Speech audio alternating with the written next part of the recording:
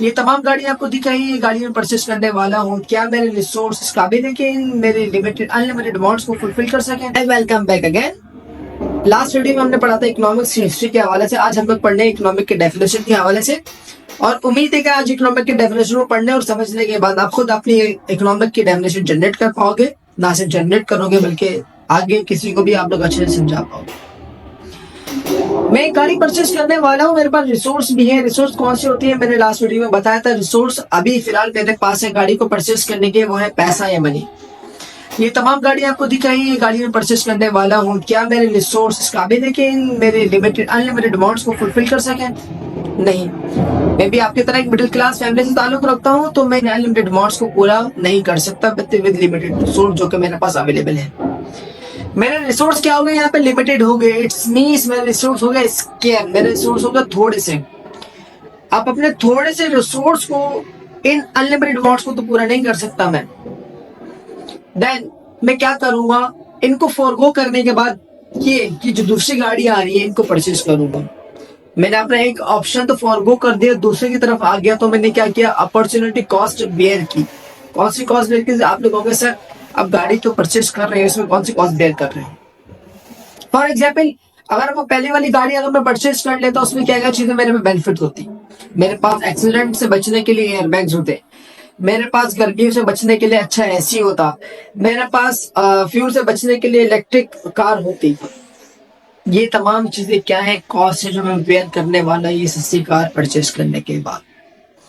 For example, आपके पास भी बहुत सारे अनलिमिटेड वांट्स होते हैं, लेकिन आपके रिसोर्स कम होते हैं, इसीलिए आप अपने अनलिमिटेड वांट्स को फॉरगो कर रहे हो। तो अपने चाहत, अपने डिजायर जो दिल में बार बार उभर रहे होते हैं, आप उनको फॉरगो कर रहे हो। तो क्यों क्यों? सिर्फ और सिर्फ अपने स्केयर रिसोर्स की वजह से। उम्मीद है कि आपको अपने स्केयर रिसोर्स और अनलिमिटेड वांट्स, देन उसके बाद अपॉर्चुनिटी कॉस्ट बहुत अच्छे से समझ में आ गई होगी। एक और अपॉर्चुनिटी कॉस्ट आपको एग्जांपल देता चलो। आप अभी ये वीडियो देख रहे हो, आप इकोनॉमिक्स सीख रहे हो, इसकी अपॉर्चुनिटी कॉस्ट क्या होगी? मे बी आप हो सकते हैं गेम खेल रहे हो, वीडियो गेम खेल रहे हो, आपको सेटिस्फेक्शन मिल रही है, आपको मजा आ रहा है उस गेम खेलने में, वो क्या कहलाएगी? आपकी अभी अभी इस वक्त वो आपकी अपॉर्चुनिटी कॉस्ट कहलाएगी। अच्छा, कहीं ना कहीं आप कॉस्ट बेयर करते हो, उससे कोई ना कोई फायदे जरूर होते हैं।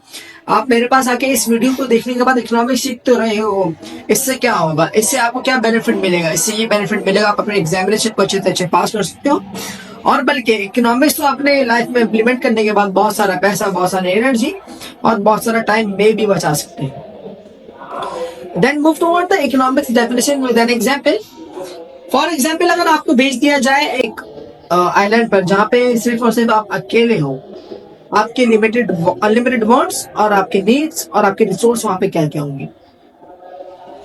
अच्छा, एक बात हमेशा से याद रखिएगा, वांट्स की तरफ इंसान जब ही जाता है जब उसकी नीड्स पूरी की पूरी हो जाती है। आपके पास उस वक्त रिसोर्स क्या है? जब आप आइलैंड पे अकेले हो, आपके पास रिसोर्स है, ह्यूमन रिसोर्स जो कि आप खुद है। देन लैंड, वो पूरी की पूरी जगह से बात किए गए कि आप अकेले हो। आपकी अब नीड्स कौन कौन सी होती है वहां पे? Food, shelter and water. Food, water and shelter. Food तो आपको कहीं ना कहीं से मिल जाएगा क्योंकि वो आइलैंड है, आपको नट्स मिल जाएंगे, डेट्स मिल जाएंगे, और उसके अलावा आपको कोकोनट मिल जाएगा। देन सबसे बेसिक नीड होती है वाटर। आपको साफ पानी वहां मिलना बहुत ज्यादा मुश्किल है, और शेल्टर आपके लिए हासिल करना वो बहुत ज्यादा मुश्किल है। तो अपने नीड्स को पूरा करने के लिए आपके पास रिसोर्स है, ह्यूमन रिसोर्स जो कि एक ही है। उसको किस तरीके से आप लोग एलोकेट करोगे, अपनी चॉइसेस को किस तरीके से बनाओगे, एक्शन किस तरीके से लोगे, ये आप पे डिपेंड करता है।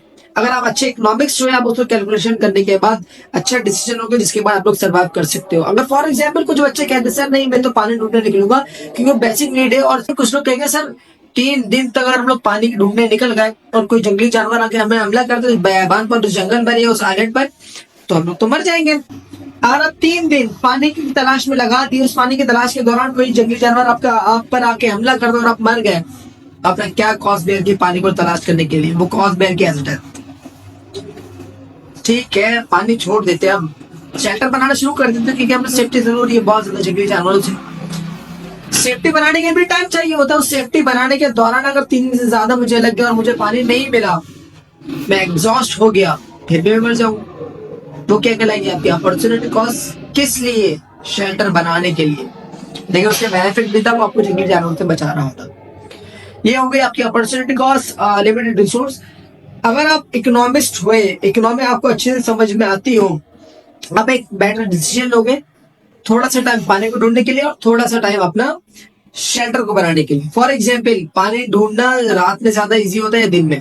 रात में मुश्किल होता है, जबकि दिन में पानी को ढूंढना और पानी को नजर रखना या पानी को देखना आज इजीली होता है।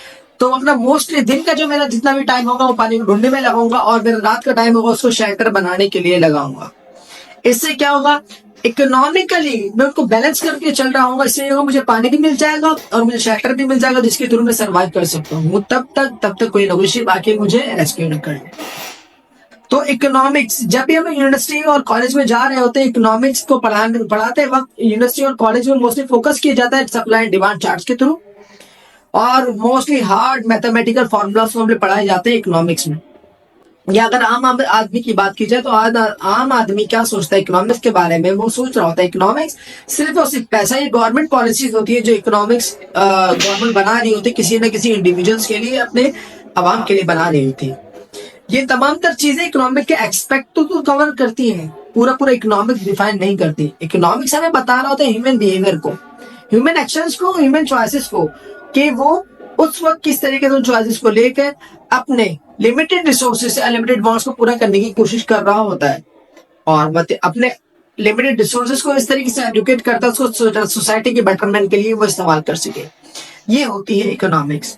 अच्छा, लोग समझते हैं ठीक है सर इकोनॉमिक्स होती है, इकोनॉमिक्स हम लोग सिर्फ पैसा डिसीजन मेकिंग इस हवाले से बात करते हैं। नहीं, इकोनॉमिक्स आपके बिजनेस के तमाम तर एक्सपेक्ट को कवर कर रही होती है, चाहे वो प्रोडक्शन हो, चाहे वो डिस्ट्रीब्यूशन हो, चाहे वो कंजम्पशन हो।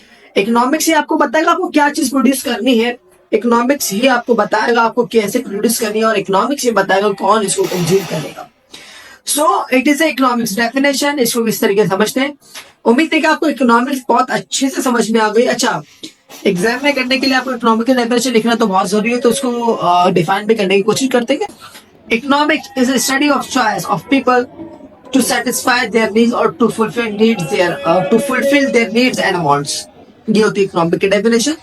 अगर इकोनॉमिक की डेफिनेशन आप लोग याद नहीं हो रही, आप लोग अपनी डेफिनेशन खुद बना सकते हो, जो कि बहुत ही ईजी, और अपनी एग्जाम्पल भी खुद जनरेट कर सकते हो उसके बाद। थैंक यू सो मच, आज के लिए इतना ही। अब नेक्स्ट वीडियो में हम लोग पढ़ने वाले हैं इकोनॉमिक के चार्ट्स और इकोनॉमिक के टाइप्स और कौन कौन सी इकोनॉमिक के टाइप्स होती है। ज्यादा मैं आपको बताता चलो, इकोनॉमिक के दो टाइप्स होती है, micro economics and macro economics. उनमें बहुत सारे चार्ट्स होते हैं जिसमें सप्लाई डिमांड चार्ट्स कहलाते हैं।